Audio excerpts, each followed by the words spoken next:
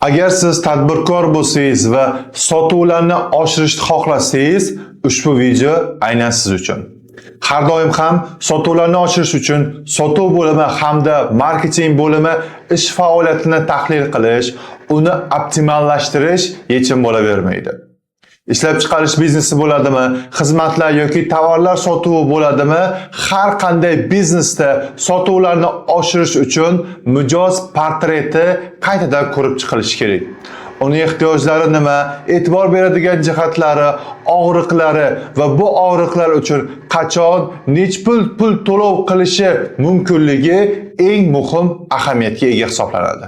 To'g'ri, sotuvlarni oshirishda mijoz portreti qanchalik muhim ekanligi haqida xabardorsiz. Marketing hamda sotuv bo'limi tomonidan mijoz portreti haqida aniq tahlillarni ham olgansiz.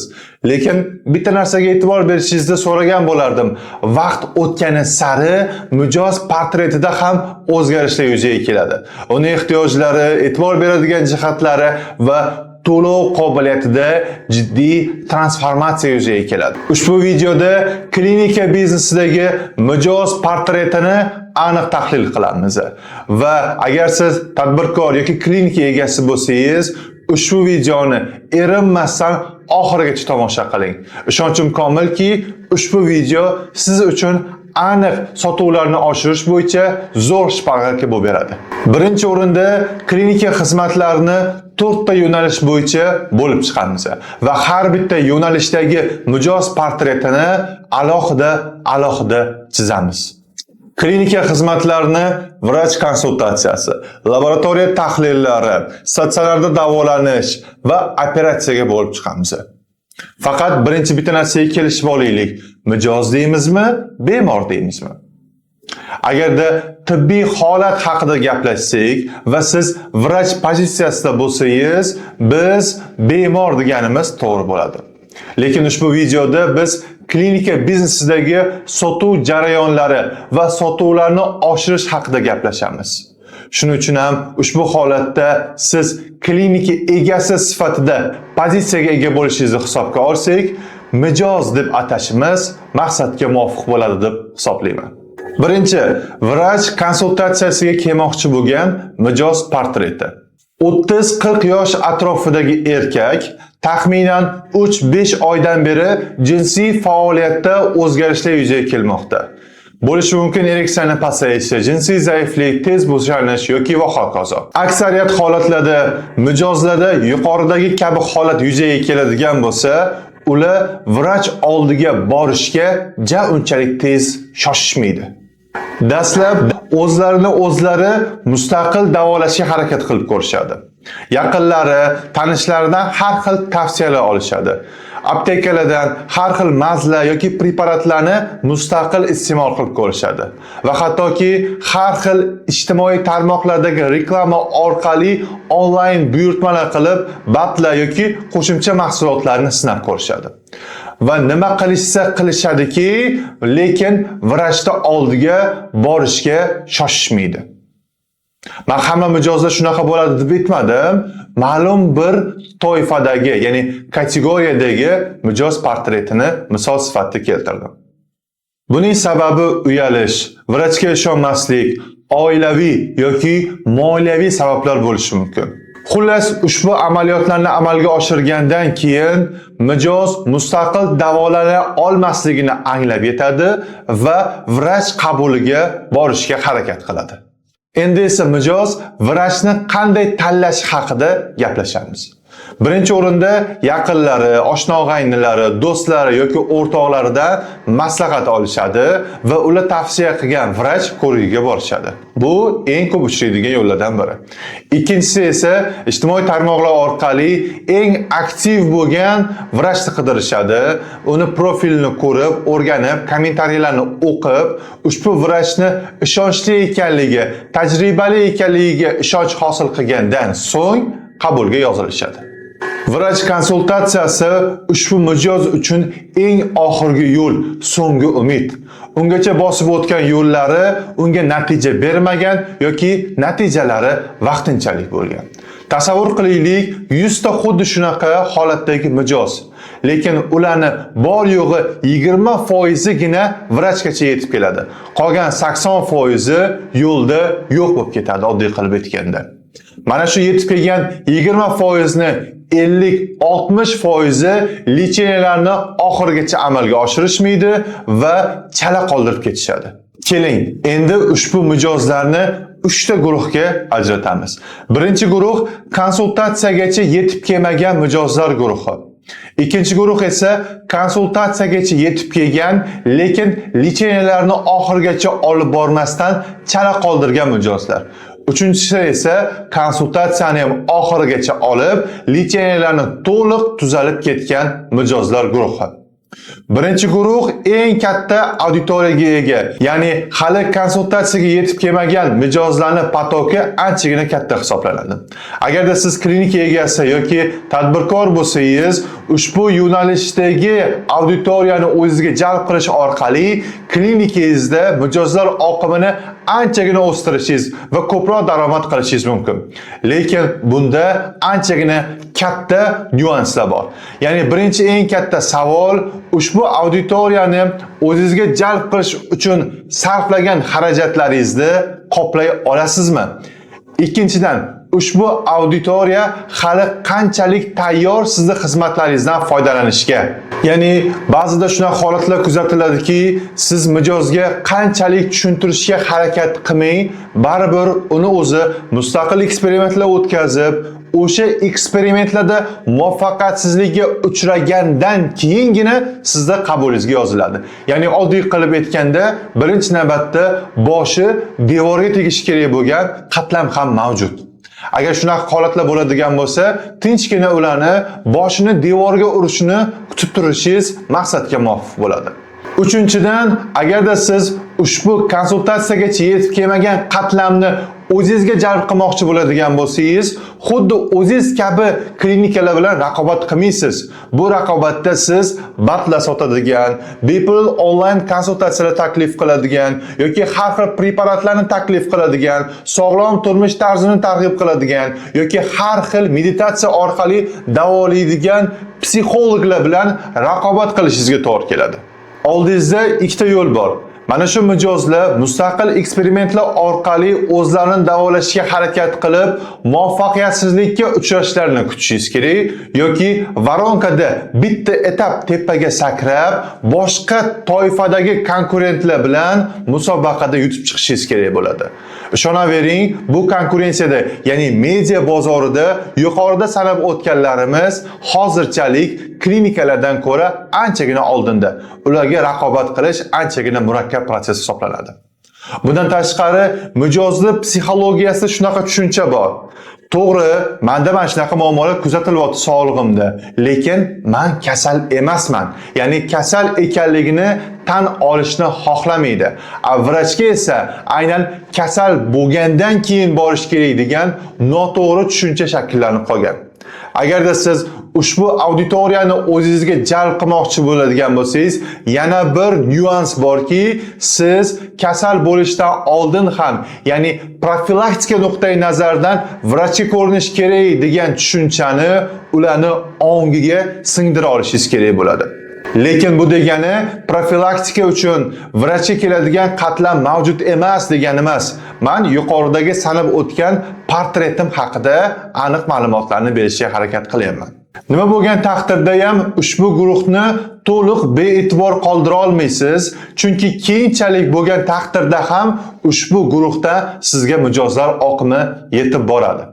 Ikkinchi guruh vrach konsultatsiyasigacha kelishgan, lekin lecheniyalarni to'liq amalga oshirishmagan, ya'ni oxirigacha davolanishmagan. Ularda ikkita sabab ko'pincha yuzaga kelgan bo'ladi. Birinchisi, konsultatsiyada borgan vaqtida vrachning tajribasida uni professional ekanligiga savollar tug'ilgan mijozda va shu tufayli u lecheniyalarni oxirigacha olmasdan turib boshqa mutaxassisga murojaat qilishga harakat qilyapti. Ikkinchisi esa arzonroq narx. Ya'ni siz raqobatchingizdan ko'ra arzonroq bo'lgan qiymatda narxlarni taklif qilyapsiz. Shuning uchun ham u lecheniyasini chala tashab, sizning oldingizga yugurib kelyapti. Birinchi holat yuzaga kelgan mijozlar eng yaxshi mijozlar hisoblanadi. Sababi agarda siz mana shu mijozlarda o'zingizni professional ekanligingizni, tajribali mutaxassis ekanligingizni ochib bera olsangiz, ular sizni doimiy mijozlaringizga aylanishadi. Ularni loyalligi juda ham kuchli hisoblanadi. Lekin ikkinchi toifa, ya'ni siz arzonroq narx taklif qilganingiz uchun o'zini vrachini tashlab, sizni oldingizga yugurib kelgan mijozlar. Bu toifadagi guruhdan qochishni tavsiya qilamiz. Agar siz birinchi xizmatlarimni arzonroq narxda taklif qilib oling, keyin o'zimga klient qilib olaman deb, ikkinchi, uchinchi xizmatlarimdan pulini chiqazib olaman deb o'ylayotgan bo'lsangiz, bularning hammasi xom xayol. Chunki ular bitta xizmatingizdan foydalanib, ikkinchi va uchinchi xizmatlaringizdan foydalanmay boshqa vrachga ketib qolish ehtimollari juda ham yuqori. Sababi ushbu toifadagi guruhni muntazam o'zingizda ushlab turishingiz uchun har doim bozordan arzon narxda qiymatlar taklif qilishingiz kerak. Har doim bozorda arzon narxda xizmatlaringizni taklif qilish sizga biznes tomonlama mos kelmaydi. Hurmatli tadbirkorlar hamda klinika egalari, bitta narsani tushunishimiz kerak. Hamma ham sizni mijozingiz emas. Siz bozordagi hamma mijozni qamrab olishingiz ham shart emas. Sizni xizmatlaringizdan foydalanadigan ma'lum bir cheklangan auditoriya bor va faqat shu auditoriya bilan ishlash siz uchun moliyaviy tomonlama foydali bo'ladi. Boshqa auditoriyalarga ishlash bu sahroga suv sepish bilan barobar. Ya'ni sizni pullaringizni sochib yuboraverasiz, lekin u yerdan hech narsa unib chiqmaydi, ya'ni foyda bo'lmaydi. Shuning uchun ham har bitta klinika o'zini mijozi kim ekanligini aniq tushunib olish kerak bo'ladi. Ikkinchi guruhni o'zingizga jalb qilishingiz birinchi guruhda o'zingizga jalb qilishingizdan ko'ra anchagina osonroq. Sababi ushbu guruh o'zini kasal ekanligini tan olgan ichida. Birinchi guruhda esa tan olmagandi. Bular o'zini tan olgan va tan olganda ham davolanishi uchun vrachga murojaat qilishi kerakligini ongli ravishda tushunib yetgandi. Lekin ularda bir tushuncha bor edi. Hozir ham davolanmasam bo'ladi, sal keyinroq turib ham davolansam bo'laveradi degan noto'g'ri tushuncha shakllanib qolgan. Aynan mana shu narsa ularni litseylarini to'liq oxirigacha olib borishlariga yoki qaytadan boshlashlariga xalaqit qilayotgan bo'lishi mumkin. Bundan tashqari yana bir jihatga alohida e'tibor berishingiz kerakki, agarda siz ijtimoiy tarmoqlarda litseniyasi chala qolib ketgan mijozlar uchun target yo'qsangiz, sizga juda ham ko'p nomerlar kelib tushadi. Lekin bulardan buyurtmalar olishingiz, ya'ni real narxlarda zakazlar olish ehtimolingiz anchagina past bo'lishi mumkin. Chunki o'sha mijozlarning o'zlarida ichki savol tug'ilgan bo'ladi. Xo'p, boshqa vrachga borib davom ettirmadim. O'tgan safar litseniyam chala qolib ketdi. Oilaviy sabablar bo'lgandir, moliyaviy sabablar bo'lgandir, balki vaqti yetmagandir yoki boshqa muammolar yuzaga kelib qolgandir. Endi litseniyamni yana qayta boshlasam, yana pul tiksam, bu litseniyam yana chala qolib ketsa-chi? Yana pulim havoga uchib ketadimi?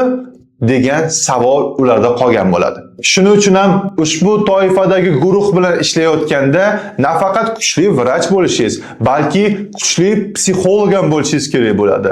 Ya'ni ulardagi litseniyani oxirigacha davom ettirish uchun yuzaga kelgan to'siqlarni yo'qotishga majbursiz. Buning uchun sizga cheksiz energiya va temirdan asablar kerak bo'ladi. Nima bo'lgan taqdirda ham ikkinchi guruhga to'g'ri podacha qila olsangiz, to'g'ri podxod qila olsangiz, to'g'ri yechimlar bera olsangiz, ushbu guruh sizni boy qiladi. Uchinchi guruh bir vaqtlar kasallik bilan og'rigan, lekin konsultatsiyaga kelib, litseniyalarni oxirigacha amalga oshirib, hozirda to'liq tuzalib ketgan mijozlar. Ushbu mijozlar potokini qanaqa qilib o'zimga yana qaytadan yo'naltirishim mumkin? Ular hozir tuzalib ketgan-ku deyishingiz mumkin. Bu fikrga o'sha mijozlarning o'zlari ham qo'shilishadi. Ya'ni ular ham o'zlarini tuzalib ketganman, endi davolanishim shart emas degan tushuncha bilan band qilib qo'yishgandi miyalarni. Birinchi mijozlarga aytganimdek, uchinchi mijozlarni ham profilaktik tekshiruvlarni ahamiyatini tushuntirib bera olishingiz kerak. Faqat bu narsani tuzalib ketganlaridan keyin emas, davolanishni boshlashlaridan oldin kelishingiz kerak. Ya'ni hozir men sizni davolayman, lecheniyalar qilamiz, tuzalasiz, lekin har 3 oyda yoki har 4 oyda qayta ko'riklarga kelib turishingiz shart degan talablarni qo'yishingiz kerak bo'ladi. Aynan mana shu yo'l orqali siz doimiy mijozlar potokiga ega bo'lasiz. Bundan tashqari, meni tavsiyam ushbu toifadagi guruhda nafaqat qayta sotuvlarni amalga oshirish uchun foydalanish, balki tirik reklama banneri sifatida ham foydalanish imkoniyati juda ham yuqori. Ya'ni agarda siz haqiqatan ham kuchli mutaxassis bo'lsangiz, yaxshi lecheniyalar qilgan bo'lsangiz va rezultatlari zo'r bo'lgan bo'lsa, ushbu mijoz sizni qolganlarga tavsiya qila oladi. Faqat bunda ham yuqorida aytganimdek davolanishdan oldin kelishuvlarni amalga oshirishingiz kerak. Men sizni davolayman, o'zimning bilimlarim, tajribalarimni qo'llayman. Sizning sog'lig'i, salomatligingiz uchun men maksimum harakat qilaman. Faqat tuzalib ketganingizdan keyin oxirida meni tavsiya qilasiz yoki 5 ta yaqiningizni kontaktlarini menga berasiz kabi kelishuvlarni amalga oshirishingiz kerak bo'ladi. Yo'q, uyalmay, insonni ham qotirmay, hozirgi kundagi bozordagi raqobat sizdan mana shu ishlarni qilishni talab qiladi. Ishonavering, yangi mijozni jalb qilib, undan daromad qilganingizdan ko'ra, mana shu 3-guruh toifadagi mijozlar bilan ishlash siz uchun anchagina foydali hamda marja ham anchagina yuqori hisoblanadi. Qo'shimchasiga ushbu guruhni loyalligi juda ham yuqori, ya'ni ushbu mijozlar sizga juda ham sodiq bo'lishadi. Agarda siz ijtimoiy tarmoqlarda ushbu auditoriya bilan ishlab, ya'ni har xil eventlar tashkil qilib, har xil tadbirlar tashkil qilib, ya'ni doimiy mijozlaringiz bilan oradagi kontaktni ko'rsatib ochib bera olsangiz, yangi oqimga ega bo'lasiz. Ishonavering, siz bu narsani o'zingizning klinikangizda qilib ko'ring, natijasini ko'rgandan keyin o'zingiz ham aytasiz. Haqiqatan ham eski mijozlar bilan, doimiy potok bilan ishlash anchagina yaxshi natijalar berar ekan. Nafaqat moliyaviy tomonlama, balki ruhan tetik bo'lib ham ishlaysiz ular bilan.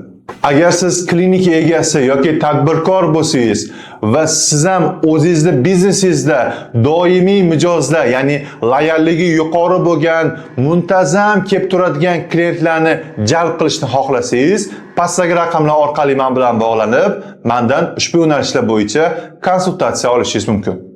Keling, mana shu uchala guruh haqida qisqacha xulosa qilamiz.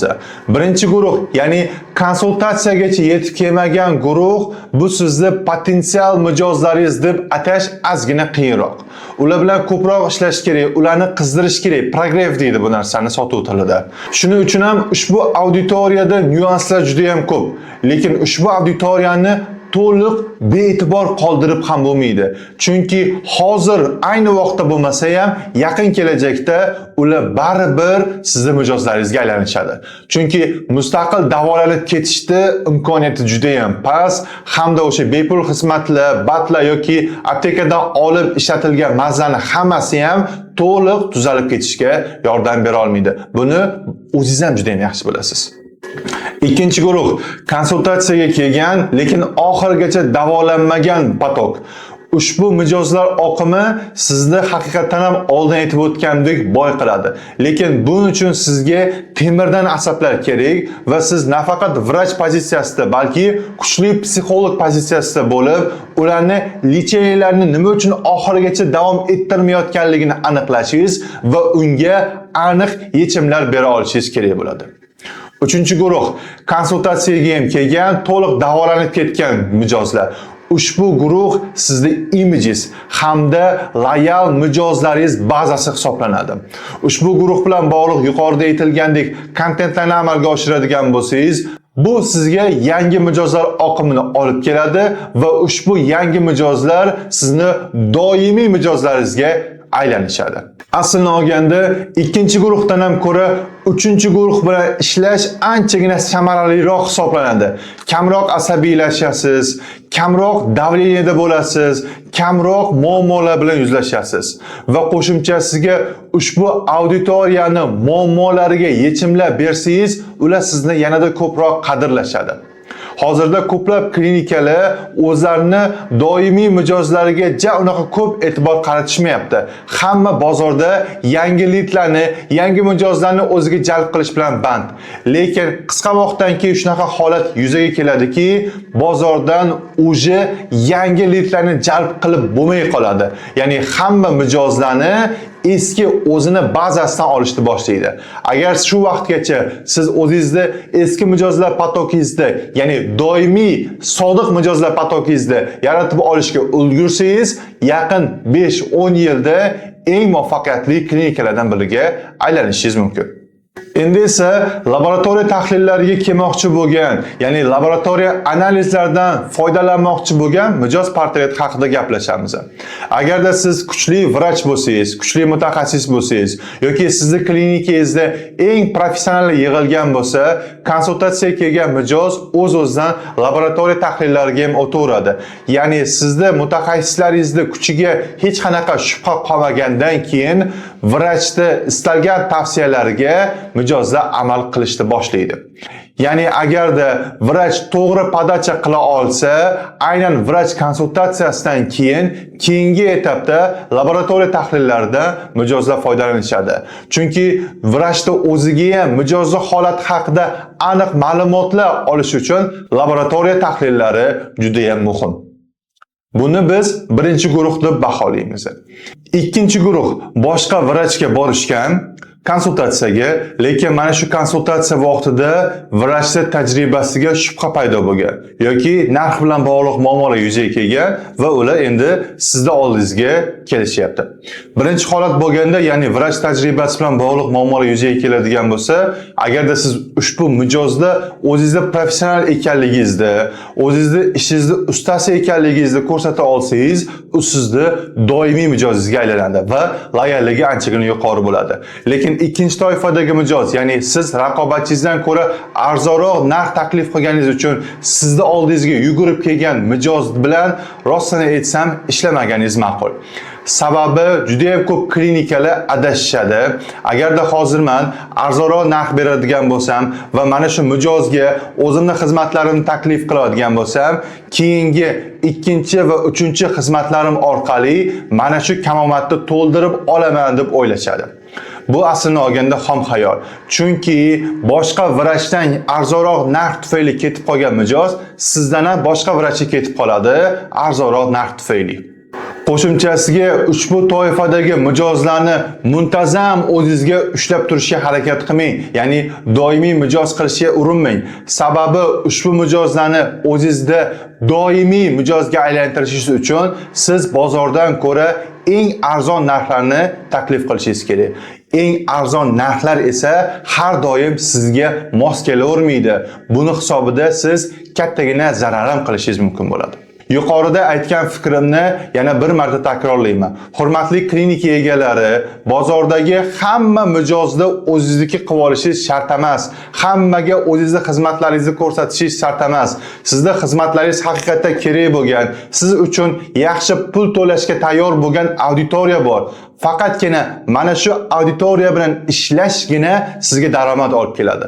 Qolgan auditoriyalar esa sizga faqat va faqat xarajat va bosh og'riq. Shuning uchun ham har bir klinika o'zini mijozi kim ekanligini aniq tushunib yetgan bo'lishi juda ham zarur. Bozorning bir oltin qoidasi bor. Hammaga mos keladigan produktga oxirida hech kim to'lov qilmaydi. Uchinchi guruh bu check-up tahlillaridan muntazam o'tib turadigan auditoriya. Ushbu auditoriyani men VIP mijozlar sifatida baholagan bo'lardim. Ularning sog'lig'ida hech qanaqangi muammolar yo'q, lekin ular har oy yoki yilda 2-3 marta o'zlarining sog'liqlariga investitsiya qilishadi. Ya'ni ular xarajat sifatida baholamaydi, aksincha hozir profilaktika qilib, o'zimning sog'lig'im, salomatligimga e'tibor beradigan bo'lsam, ertaga mana shu muammolar yuzaga kelmaydi degan tushuncha bilan fikrlashadi. Ushbu turdagi mijozlarni o'ziga jalb qilish klinikada muntazam mijozlar oqimini yuzaga kelishiga turtki bo'ladi. Oxirgi paytda o'zini sog'lig'iga be'tibor bo'lmagan, sog'lom turmush tarafdorlari anchagina ko'payib kelmoqda. Agarda siz ushbu toifadagi mijozlarni o'zingizga jalb qilmoqchi bo'ladigan bo'lsangiz, ijtimoiy tarmoqlar orqali kasallikning simptomlari, yuzaga kelish mumkin bo'lgan sabablari, uni qanaqa qilib bartaraf qilish mumkin yoki vrachingizda qanaqa tajribalar bor ekanligi haqida emas, balki sog'liq karyerada qanaqa muhim rol o'ynashini, ijtimoiy mavqeda sog'liq birinchi o'rinda ekanligini, oilaviy baxt bu sog'liq bilan birga bo'lishini, yaxshi hayotda sog'liqda ahamiyati juda ham yuqori ekanligini ochib bera olishingiz kerak. Agarda siz mana shu yuqorida sanab o'tganlarimni hisobga olib, kontentlardan foydalansangiz, bu narsa sizda VIP mijozlarni yig'ilishiga turtki bo'ladi. Yana bir qo'shimcha, ushbu toifadagi mijozlarga nafaqat vrachning tajribasi muhim, balki klinikaning infratuzilmasi, xizmat sifati hamda obro'si juda ham muhim hisoblanadi. Agarda sizda ushbu toifadagi mijozlarni qanaqa jalb qilish mumkin degan savol paydo bo'layotgan bo'lsa, pastdagi raqamlar orqali men bilan bog'lanib, konsultatsiya olishingiz mumkin. Ushbu turdagi auditoriyani jalb qilishda sport trenerlari, psixologlar, sog'lom turmush tarzini targ'ib qiluvchilar hamda dietologlar anchagina samarali harakat qilishmoqda. Agar siz ham o'z klinikangizda ushbu turdagi mijozlarni ko'paytirmoqchi bo'lsangiz, sog'lom turmush tarzi tarafdorlari bilan kollaboratsiyalarni yuzaga keltirishingiz juda ham muhim. To'rtinchisi, hamkor klinikalar. Bunda kattagina mijozlar oqimiga ega, lekin klinikani ichida laboratoriya tahlillarni amalga oshirish imkoniyati mavjud bo'lmagan klinikalar bilan ishlashingiz mumkin. Lekin buni ham o'ziga yarasha pluslari va minuslari bor. Plus tomoni shundaki, siz mana shu mijozni o'zingizga jalb qilish uchun marketing xarajatlarini amalga oshirmaysiz. Tayyor mijozni o'zi sizga yuboriladi va siz faqatgina o'zingizning ishingizni, ya'ni laboratoriya tahlillerini amalga oshirib, hech qanaqangi bosh og'riqlarsiz pulni olaverasiz. Lekin bitta narsani hisobga olishingiz kerak. Bu mijoz sizniki emas. Siz yuzlab, minglab, millionlab mijozlarga xizmat ko'rsatganingiz bilan bu mijozlar qayta sizning xizmatlaringizdan foydalanmasligi mumkin. Agarda sizga yuborayotgan klinika bu oqimni boshqa klinikaga yo'naltiradigan bo'lsa, ya'ni oddiy qilib aytganda, siz mijozni jalb qilish uchun pul sarflamayapsiz, lekin bu mijoz ham sizniki emas. Istalgan vaqtida mijoz egasi bo'lgan klinika boshqa klinika bilan hamkorlik qilishi, siz bir kunda kattagina mijozlar potokini yo'qotishingiz mumkin. Keling, endi laboratoriya tahlillaridan foydalanmoqchi bo'lgan mijozlarni guruhlarga ajratdik, ularni ko'rib chiqdik. Endi ozgina xulosalar qilsak. Birinchi guruh, ya'ni haqiqatda siz o'zingiz konsultatsiyalarni amalga oshirgansiz yoki sizning klinikangizdagi mutaxassis konsultatsiyalarni amalga oshirgan va bu konsultatsiyadan keyin sizning laboratoriya xizmatlaringizdan foydalanadigan mijoz. Rostini aytadigan bo'lsam, ushbu mijozning loyalligi juda ham yuqori. Ushbu mijozda to'lov bilan bog'liq muammolar yuzaga kelish ehtimoli anchagina past hisoblanadi. Sababi ular vrachga ishonishadi. Ya'ni ular davolanish mumkinligiga to'liq ishonch hosil qilishyapti va shu tufayli ham sizni laboratoriya xizmatlaringizdan foydalanilyapti. Ushbu mijozlar oqimini o'zingizga jalb qilish orqali nafaqat doimiy, balki potensial to'lov qobiliyati yuqori bo'lgan mijozlarni jalb qilishingiz mumkin. Lekin bir tomonni hisobga olishingiz kerakki, ushbu toifadagi mijozlarning soni ko'p bo'lmasligi mumkin. Ya'ni ushbu toifadagi mijozlarni o'zingizga jalb qilishingiz kamroq masshtabda sizga foyda berishi mumkindir. Lekin ko'proq aynan mana shu segmentni o'zimga jalb qilaman deydigan bo'lsangiz, lidlar narxi oshib ketishi, konversiyani pasayib ketishi yoki vrachlarni yoki o'zingizni vaqtingiz yetmay qolishi mumkin konsultatsiyalarni amalga oshirishda. Ikkinchi guruh yuqorida aytganimdek boshqa vrachga borishgan, boshqa vrachdan konsultatsiya olishgan, lekin laboratoriya tahlillari uchun sizga kelishyapti, sizga murojaat qilishyapti. Yuqoridagi ikkita holat bo'lganini ham aytib o'tdik. Ya'ni vrach tajribasizligi uchun o'sha vrachni tashlab sizda oldingizga kelgan mijoz bu zo'r klient, uni ushlab qolish kerak. Lekin yuqorida aytganimdek, siz arzonroq narx taklif qilganingiz uchun sizda oldingizga yugurib kelgan mijozdan iloji boricha qochishingiz kerak. Ushbu toifadagi mijozlar bilan davolanishdan oldin kelishuvlarni amalga oshirishingiz kerak bo'ladi. Ya'ni davolanishda oxirigacha yakunlab, keyin ketasiz degan usloviyalarni qo'yishingiz kerak. Bu nima uchun kerak? Bu sizning klinikangizning imiji uchun juda ham zarur. Sababi u siz bilan oxirigacha davolanmasdan, ya'ni arzonroq narx tufayli boshqa klinikaga borib, keyin sizning reputatsiyangizga yomon ta'sir qiladigan har xil gaplarni, har xil noo'rin e'tirozlarni butun sizning mijozlaringiz orasida tarqatib yurishi mumkin. Shuning uchun ham ushbu arzon narx bilan sizning oldingizga yugurib kelgan mijoz bilan ishlashda o'ta ehtiyotkor bo'lishingiz kerak. Birinchidan moliyaviy tomonlama ular bilan ishlash o'zi mos emas. Ikkinchidan bu sizning imijingiz hamda reputatsiyangizga salbiy ta'sir ham qiladi qo'shimchasiga. Uchinchi guruh o'zini sog'lig'iga investitsiya qilib turadigan, ya'ni check-uplarga kelib turadigan guruh bu siz uchun eng zo'r segment hisoblanadi. To'g'ri, ushbu auditoriyaning soni ko'p emas, lekin ushbu segmentda marja va foyda anchagina ko'p. Shuning uchun ham ushbu auditoriyaning ehtiyojlarini aniqlash o'ta sizning klinikangizda muvaffaqiyat uchun zarur hisoblanadi. To'rtinchisi, hamkor klinikalar. Yuqorida aytib o'tganimdek, bu klinikaga yuborgan mijozlar sizning mijozlaringiz emas, u klinikaning mijozlari. To'g'ri, siz marketing uchun pul sarflamaysiz, bosh og'riqlasiz, hech qanaqa problemalarsiz, faqatgina analizlarni qilib, javoblarni yuborib berasiz xolos. Lekin bitta narsani hisobga oling. Istalgan vaqtda bu klinika mijozlarini boshqa klinikaga yuborishni xohlaydi. Siz bo'lganda ham bir kunda, bir kechada eng katta mijozlar oqimini yo'qotib qo'yishingiz mumkin. Shuning uchun ham ushbu yo'nalishdan voz keching demayman, lekin bu asosiy strategiya emas, zaxira strategiya sifatida ishlashi juda ham muhim hisoblanadi. Endi esa statsionarda yotib davolanmoqchi bo'lgan mijoz portretini tahlil qilaylik. Aslini olganda statsionarda yotib davolanmoqchi bo'lgan mijozni portretida turli xil o'zgarishlar yuzaga kelgan bo'ladi. Ya'ni aslini olganda juda ham rang-barang hisoblanadi. Turli xil portretlarga ega ushbu xizmatlardan foydalanmoqchi bo'lgan mijozlar. Lekin har birini alohida tahlil qilishga vaqt nuqtai nazaridan ulgurmaymiz. Shuning uchun ham sizdan bir jihatga e'tibor berishingizni so'ragan bo'lardim. Bu ham bo'lsa, qaror qabul qilish tezligi hamda mustaqil qaror qabul qila olish. Aytaylik, Toshkent shahrida joylashgan klinika statsionarda yotib davolanish xizmatlari mavjud.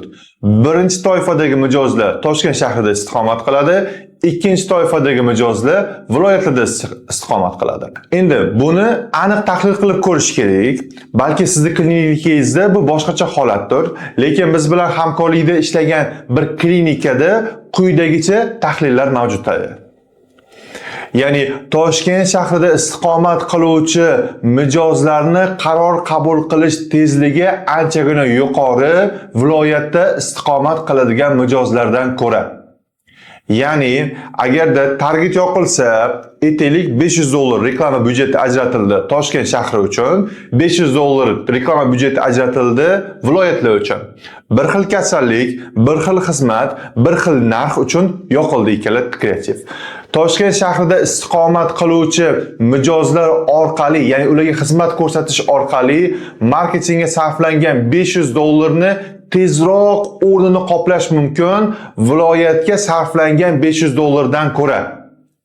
Ya'ni bunda mijozlarni qaror qabul qilib, tezroq vrachni oldiga kelib, tezroq xizmatlardan foydalanib, tezroq to'lovlarni qilish imkoniyati mavjud viloyatdan ko'ra. Lekin bu statistika sizni klinikangizda teskarisi bo'lishi mumkin. Ya'ni umuman raqamlar boshqa narsani ko'rsatishi mumkin. Ikkinchi bir ko'rsatkich esa bu qaror qabul qilishdagi mustaqillik. Aynan Toshkent shahrida istiqomat qiladigan mijozlarida biz bilan hamkorlik qilgan klinikani qaror qabul qilishda ortiqcha to'siqlar yo'q edi. Ortiqcha to'siqlar deganda eri bilan maslahatlashish, qaynona qaynotasi, yaqinlari, qo'ni qo'shnilari uni qaroriga ta'sir qilish nuqtai nazari anchagina pastroq edi. Ushbu holat aniq raqamlarda sotuv bo'limi tomonidan 1000 dan ziyod lidlarni abrobotga qilish orqali olingan. Siz e'tibor berishingiz kerak bo'lgan muhim jihat shundaki, siz ajratayotgan byudjetni qanchalik tez o'zini oqlay olasiz va ushbu mijozlaringiz sizni xizmatlaringizdan foydalanish uchun qanchalik o'zi mustaqil qaror qabul qila oladi. Agarda siz statsionar xizmatlarni ko'rsatadigan klinika bo'lsangiz, aynan mana shu jihatiga e'tibor berishingizni so'rardim. Nafaqat statsionar xizmatlar, balki operatsiyalarni ham tashkil qilishingizda, operatsiyalarni amalga oshirishingizda ham aynan mana shu narsa muhim rol o'ynaydi. Chunki ushbu tipdagi mijozlar o'zini kasal ekanligini bilishadi. Faqatgina vrach yordam bera olishini bilishadi, davolanishi kerak ekanligini bilishadi, lekin buni ortga surishlari anchagina cho'zilib ketishi mumkin. Shu tufayli ham men yuqorida bekorga aytmayapman, qaror qabul qilish tezligi va mustaqil qaror qabul qila olish.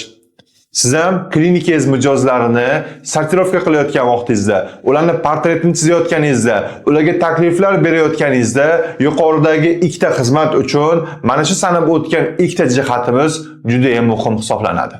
Ushbu videoda klinika biznesida mijozni portretini chizishga harakat qildik. To'g'ri, faqat biz ko'rsatgan portretdagina ega bo'lmaydi mijoz.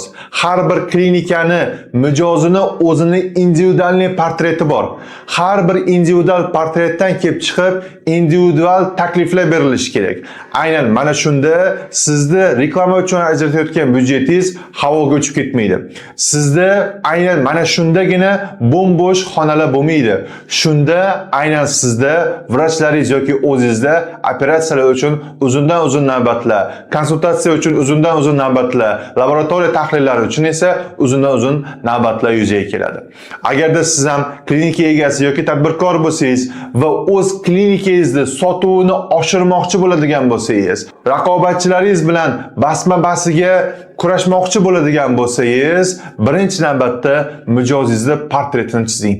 Aynan portretdan keyingina nima qilishingiz kerakligi, qanaqa takliflar berishingiz kerakligi aniq bo'ladi.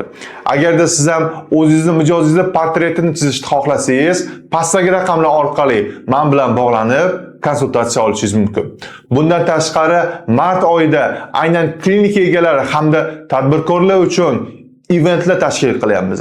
Biznes nonushtalar, kechki treninglar hamda seminarlar tashkil qilinyapti. Ushbu seminarlar aynan sotuv bo'limini tashkil qilish, sotuv bo'limini optimallashtirish, klinika biznesida konversiyani oshirish mavzularida bo'lib o'tadi. Hoziroq biz bilan bog'lanib, o'z joyingizni band qiling. Rahmat e'tibor uchun.